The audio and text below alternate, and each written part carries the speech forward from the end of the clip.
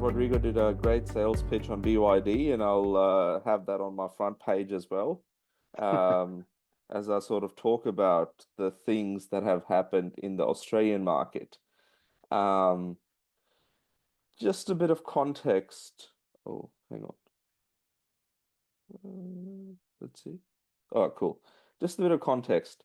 On myself, I'm the director for a state of Victoria, for the Australian Electric Vehicle Owners Association. Um, we're basically one of the oldest electric vehicle supporters and advocates, having been around for nearly 52 years now. So back in the day, it was all about converting ICE vehicles into EVs, and then all these EVs came along. Along the side, I run a small business, helping governments and others into adoption of EVs, and I've accidentally become a journalist covering the electric vehicle industry, particularly the Chinese car brands over the last 4 or 5 years. And I've been fortunate enough to visit China in the last 12 months, probably about 3 times now. This picture you see is from the first time I visited back in June with a company called Zeekr that Geely owned. Um, but prior to that, I helped BYD launch a couple of cars in Australia, just from a accidental media point of view, just so they can get some publicity when nobody else was listening. Um, and now they are pretty much becoming anyone that wants to buy a car or any sort of electrified vehicle, they're one of the main brands that people consider. So a lot's changed in 2.5 years that they've been around. Australian Electric Vehicle Association, we have over 1,800 members, originally, as I mentioned, formed in 1973. Um, and we go around Australia advocating. We have, in Australia, it's a very funny situation. I guess similar to the US in some ways. We have 8 states and territories, and it's like basically fighting 8 different countries at the same time to get the same sort of change towards EV adoption. The good thing with the electric vehicle associations, we've got branches in all states and territories, and we understand on the ground what's going on. So I represent Victoria, which is a southeastern state in the city of Melbourne. But we've got events and we support large events. We've just had the big Everything Electric show in Sydney last month, which is a big sort of movement from the UK. They had 31,000 people attend across 3 days with 6,000 test drives of EVs. Phenomenal stuff, which, 2 years ago, everyone would have laughed. Why? Why do such a thing? But it's becoming a bit of a movement, and AVA is part of that. Looking at sort of the EV trajectory that we've had in Australia, it's been a very slow start over the last, let's just say, up until 2.5 years ago. It was a very slow start. The only sort of companies that was getting some runs on the board were Tesla. And that was just with their Model 3 mainly. I mean, Tesla saw Australia as one of the early markets with Roadster, Model S, Model X, and then Model 3. And then BYD entered before Tesla could bring in the Model Y, and things started to change a little bit. I'll touch on charging infrastructure a little bit later on, but we now have this snapshot was taken sort of at the end of last year. But as of the data should come out shortly, we are probably another 15,000 vehicles on top of that now. So we would be approaching close to well, over 260,000 pure battery electric vehicles. Plug-in hybrids are not included in this data, but plug-in hybrids have had um, there was only one main model that was selling, the Mitsubishi Outlander. But since BYD has officially launched plug-in hybrids probably halfway through last year, things have changed quite dramatically. And they are averaging between 1,500 and 2,500 plug-in hybrids a month now. Not sure if that momentum will continue because there's some taxation that's come in that previously, up until the end of March, battery electric vehicles and plug-in hybrids were had exemption on fringe benefit tax, which saves people who work quite a bit of money every year if you don't have to pay fringe benefit tax on a car. But plug-in hybrids are no longer part of it. So it will be interesting to see how that transition happens. But we're progressing well. Just very quickly on this chart again. Um, Prior to 2022, we had a government, or some people like to call it, the lost decade. We had a decade of consecutive governments in Australia that were basically anti-EV. In many ways, to our Prime Minister coming in and saying publicly, electric vehicles will ruin Australian owners' weekend. They can't tow. They can't do any off-roading. You won't be able to tow your boat on the weekend or your caravan. So a lot of misinformation was put out there. But that's finally changed over the last 3 years, and we're actually about to go into an election in about 4 or 5 weeks' time. So fingers crossed we continue this momentum. Looking quickly at the sort of the sales of EVs. As I mentioned last year, we had Tesla played a big role, BYD's up there as well. MG is starting to get some good traction. Surprisingly, the European car makers, particularly BMW, has done a pretty good job. It's really interesting, like expensive vehicles that are electrified. It's more of a fashion statement now in Australia. So a lot of luxury car buyers are sort of leaning towards more cleaner, quieter, more efficient electric mobility. There's Polestar, Geely owned.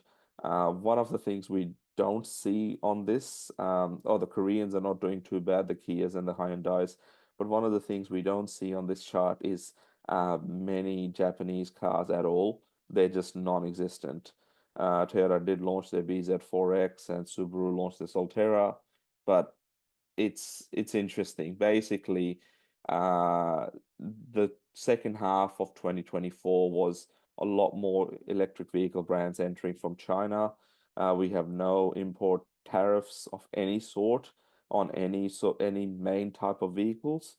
So that's a good thing. So they've seen the Australian market as one of the key markets to enter. BYD is really ramping things up. This year alone, in January, that we now have a car that starts under 30,000 Australian dollars. So we have electric vehicles in our market that are cheaper than Toyota Corolla hybrids, which, 2 years ago was unheard of.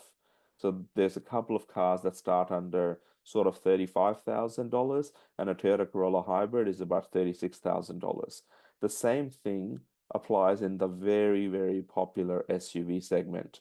So we have a fair few electric vehicles, mainly from the Chinese brands, including BYD, that are priced under $45,000, and a Toyota RAV4 hybrid is 46, $47,000.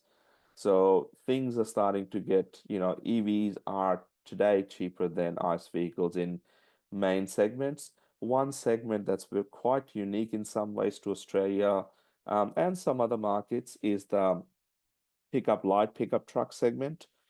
We don't have a lot of, we call them utes or utility vehicles.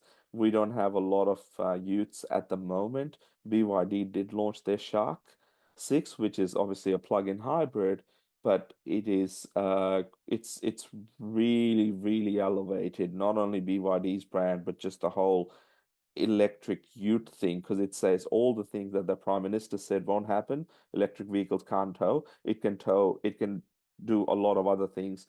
So that's really, really positive. This photo was taken when BYD first launched in Brisbane, one of the cities up in north part of Australia. Chinese vehicles, I think we sort of understand, the global expansion and the path that they're on. This photo was taken at the Ningbo International Speedway. Amazing place for anyone that gets a chance to visit it. But they're doing quite a lot of things. They're looking at bringing a lot of models to the market. They're doing a lot of strategic partnerships. They're creating more competition. And the quality and Servicing is, still improving, but the quality of vehicles is definitely on par with the Japanese, Koreans, and others as well. So quite an interesting time we're seeing, and I don't think a lot of the traditional automakers today understand the implications of what's happening. Um, Looking at some of the new models that are sort of launching into the market, recently BYD launched their Sea Lion 7, sort of the mid-sized SUV, quite a popular segment. We have the new Model Y coming. Zeekr will launch their 7X in the second half of the year. Still claimed to be the fastest charging car in the world. In Australia, we don't have many chargers that can charge at those speeds. But they're claiming, well, that it's been tested around 480, 500 kilowatts peak charging speeds. Would be lucky with our Tesla supercharger network, which is the most reliable network, um, if to be getting 250 kilowatts as well. So that's quite interesting. I did find Rodrigo's insights quite valuable, that Volvo is doing quite a bit over there. Um, I will be visiting China again next month, or sorry, this month with the Shanghai Auto Show. And my goal is to talk to a whole lot of car makers and say, why aren't you bringing your charging infrastructure outside of China to other markets to really supercharge adoption if charging is one of the main concerns that most owners and potential buyers have. New models once again. Geely's just launched the EX5. Geely's going to do some big things. I was there at the Ningbo Speedway again in November. Great car, lots of affordable quality and tech-focused vehicle that they're bringing in. MG this week, coming weekend, is about to launch that MG ES5 at a EV show, and XPeng will also be launching the X9 later this year, plus many, many more cars on here. Um, Charging infrastructure very quickly. We've seen growth in that space. Like Rodrigo mentioned, a lot of it is driven by private infrastructure. Um, Having said that, governments, certain states, as I mentioned earlier, we're basically like 8 countries in one. Some states are doing better than others. New South Wales, which is the largest state, has had a very good energy minister who you was on the opposite side that weren't friendly with EVs, but in the state they were doing some pretty good. He's a very smart guy. He pushed for a lot of sort of rebates and other things to supercharge their fast charging network, and it's starting to pay quite a bit of dividend. Other states are catching up. So we have got over 1,100 fast charging sites with 3,405 DC plugs. In total, we have close to 10,000 ports in the country now, AC and DC, and that's going to increase rapidly. I have the fortune of helping many international companies launch in Australia, and I know there's a lot of charging companies that are very ready to push the doors open. So that's an exciting time, and if anyone else sees international companies that are interested in setting up charging networks in our respective countries, please listen to them and support them in any possible way. And I think that's it. So I'll stop quickly. Any questions?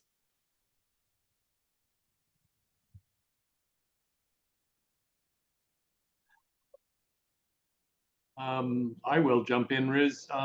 So you're going to the Shanghai Auto Show. Is anybody else on the call going to the to that show? Um, I'd encourage you when you're there to remind everybody at the show, Riz, that we've got Jiva. We're obviously a worldwide group, and Yeah. let everybody there know about Jiva. So I would love to, because I think even just today, just seeing the similarities between, what's happening in Australia, yeah, plus all the other meetings that we've had in the past. There's so many different similarities, so much fun going around, and anything we can do collaboratively just to make sure that people don't feel alone yeah. in this global journey. I'll aim to do that.